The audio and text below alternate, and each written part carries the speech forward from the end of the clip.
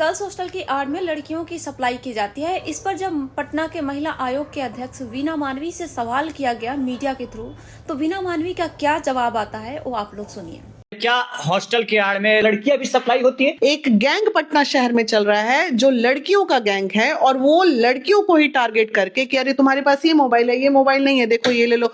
सबसे बड़ा नाकामी चित्रगुप्त नगर थाना की रोशनी का है, जिसने अपने डीएसपी को गलत दिखाया थाना प्रभारी होके पिक्चर, डीएसपी ने एसपी को गलत दिखाया, एसपी ने एसएसपी को गलत दिखाया और नीचे बैठे बैठे ये घोड़ मट्ठा करने वाली, ये सबसे पहले इस रोशनी की सस्पेंशन होनी चाहिए। क्योंकि खबरें ऐसी भी चल रही है कि हॉस्टल के आगे गाड़ी रुकती थी, व्यक्ति उतरता था, हॉस्टल में जाता था, फिर निकल जाता था।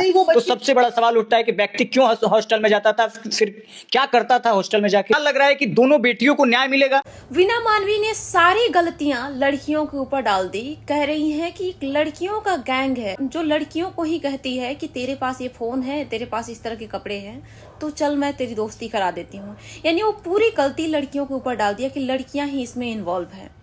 जब मीडिया ने इनसे सवाल पूछा कि गर्ल्स हॉस्टल के अंदर में आदमी आते हैं, बड़ी बड़ी गाड़ियों से आते हैं और वहां के उसके बाद में कुछ देर के बाद वो उतर के चले जाते हैं, तो मैडम जी का मुंह बंद हो गया।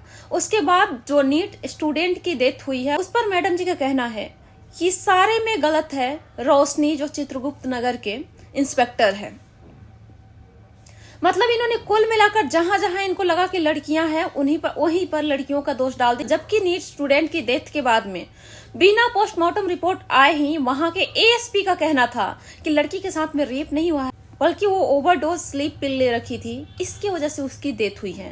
एएसपी चिल्ला चिल्लाकर बचाने की कोशिश कर रहे थे शंभू गर्ल्स हॉस्टल के मालिक को। वहां महिला प्रभारी दूर दूर से नजर नहीं आ रही थी, लेकिन मैडम जी कह रही हैं कि रोशनी को ही सस्पेंड करना चाहिए। एएसपी जो चिल्ला चिल्लाकर बोल रहे थे उसके बारे में मैडम जी का कुछ कहना नहीं है। इन मैडम जी को मैं जब से ज्योति मौर्य का केस सामने आया था तब से मैं जानती हूँ। जब ज्योति मौर्य और उसके पति के बीच में अनबन हुई थी तब ये पहले आलोक के साइड में थी, यानी जो ज्योति मौर्य के पति थे उनके साइड में थी। जब ज्योति मौर्य से जाकर के मिली तो ऑब्वियसली एसडीएम थी, वो पैसे की कमी तो थी नहीं उनके पास में, उन्होंने इनके मुंह पर पैसा फेंक दिया। उसके बाद में ज्योति मौर्य से मिलकर आई और मैडम जी का बयान बदल जाता है। मैडम जी ज्योति मौर्य के साइड में हो जाती, ज्योति मौर्य के पति को ही दोषी मानना शुरू कर देती है। उसके बाद में सेकंड केस देखी बिहार के यूट्यूबर मनी मिराज के बारे में। पहले उन्होंने मनी मिराज के ऊपर जो एलिगेशन लगा रही थी लड़की मन्नू द ग्रेट, उसके साइड में थी ये। जब मनी मिराज इनसे जाकर के मिला, मनी मिराज ने जाकर के इनको कुछ दिया, ये चुप हो गई। उसके बाद मनी मिराज के साइड में हो गई। उसके बाद पवन सिंह और ज्योति सिंह का मामला आया। पहले ज्योति सिंह के साइड में थी खूब, उसके बाद पवन सिंह पावरफुल और पैसे वाले तो है ही ऑलरेडी। जब पवन सिंह ने साइड से इनको कुछ कहा होगा या पैसे दे दिया होगा, उसके बाद ये कह रही है पवन सिंह एक पावर स्टार है, इसलिए हम पवन सिंह के बारे में कुछ नहीं बोल सकते हैं, पवन सिंह का सामना हम नहीं कर सकते हैं। मैडम जी जब आप किसी का सामना कर ही नहीं सकती है तो आप भी हर बात में कूद क्यों जाती हैं? कुल मिलाकर अगर इनको आप देखें तो ये ना महिला विकास मंच के अध्यक्ष है, ना पुरुष विकास मंच के अध्यक्ष है। जिसका वजन उसका भजन करने वाली मंच इनके पास में है।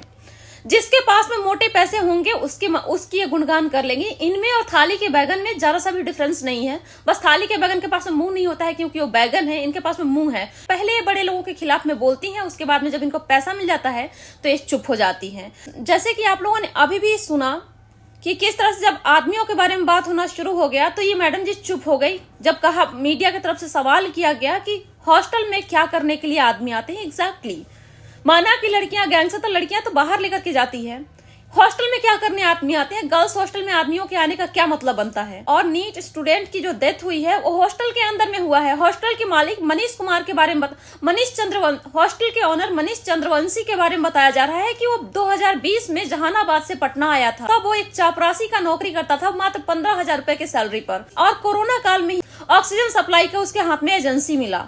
और उसके बाद से मात्र 5 साल के अंदर में पटना में उसके पास कई एक प्रॉपर्टी हैं। तो कहां से आए ये सारे संपत्ति? एक 15,000 की नौकरी करने वाले के पास में इतनी संपत्ति कहां से आए? इस बात पर मैडम जी कुछ नहीं बोल रही, क्योंकि मैडम जी को बहुत अच्छे से पता है कि मनीष पैसा वाला है। जो भी इस तरह के 2 नंबर के काम करते हैं वो पैसे वाले लोग हैं, और भारत वैसे भी पुरुष प्रधान है और मैडम जी उनके ही साथ में है जो स्ट्रांग है काफी। हर बात को लाकर के लड़कियों के ऊपर डाल दिया इन्होंने, अपना पॉपुलैरिटी भी हासिल कर ली इन्होंने और अपनी दोस्त भी छुड़ा ली। मर्दों की नजरों में बदनामी भी इनकी नहीं हुई।